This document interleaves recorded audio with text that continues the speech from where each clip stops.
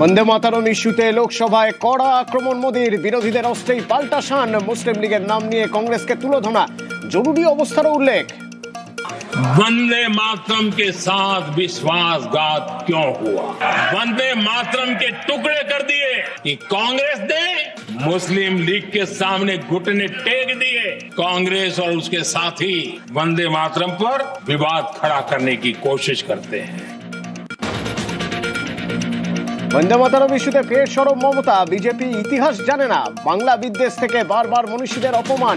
তো মুখ্যমন্ত্রীর দেশের সম্বন্ধে যারা জানে না তারা নেতাজিকে অপমান করে, বঙ্কিমচন্দ্রকে অপমান করে, রবীন্দ্রনাথ ঠাকুরকে অপমান করে, বিদ্যাসাগরকে অপমান করে, রাজা রামমোহন রায়কে অপমান করে। এরা জানে বাংলার অবদান। বঙ্কিমচন্দ্রকে দাদা সম্বোধন প্রধানমন্ত্রীর, লোকসভায় শোরগোল, সরব সৌগত রায়। তৃণমূল সাংসদের প্রতিবাদে শুধরে নেন মোদী। কেন্দ্রীয় সংস্কৃতি মন্ত্রীর মুখে বন্দে মাতরমের স্রষ্টার নামে ভুল।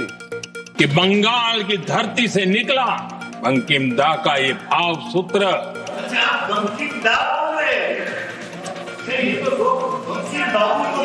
बंकिम बाबू बोले। अच्छा, thank you thank you thank you thank you thank you आपकी भावनाओं के लिए मैं आदर करता हूँ।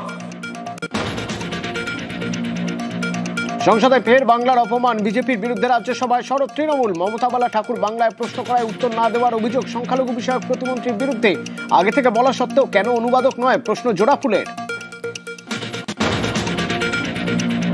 বিপর্যস্ত ইন্ডিগোর পরিষেবা, চরম যাত্রী দুর্ভোগ, বিকল্প ব্যবস্থা না ভেবে মানুষকে হেনস্থা, কেন্দ্রকে নিশানা মমতা বন্দ্যোপাধ্যায়।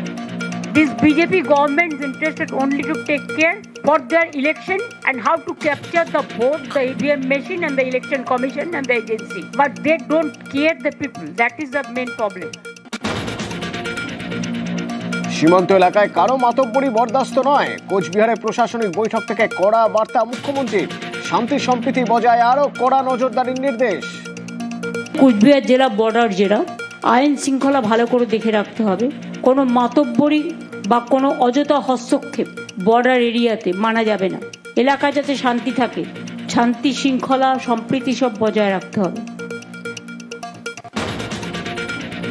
ফের উত্তরে মমতা, দুদিনের সফরে কোচবিহারে মুখ্যমন্ত্রী। প্রশাসনিক বৈঠকের পর মদন মোহন মন্দিরে পুজো, আগামীকাল রাসমেলা ময়দানে সভা তৃণমূল নেত্রীর।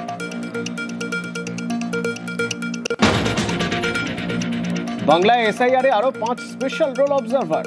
সুব্রত গুপ্তর পর আরো 5 সিনিয়র আইএএস অফিসারকে এসআরও নিয়োগ।